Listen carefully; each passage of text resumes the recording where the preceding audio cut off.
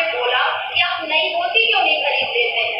तो उन्होंने बोला ऐसे देश में कितने लोग हैं कि उनके पास बिल्कुल पहनने को वस्त्र नहीं है, तो मैं भी वो जीवन जीना चाहता हूँ जो देश की अधिकांश जनता जी रही है, तो आप तो इसी को ही सिल दो।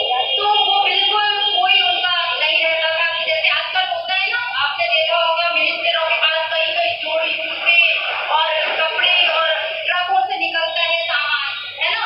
ये किसका, आम जनता का होता है ना सारा।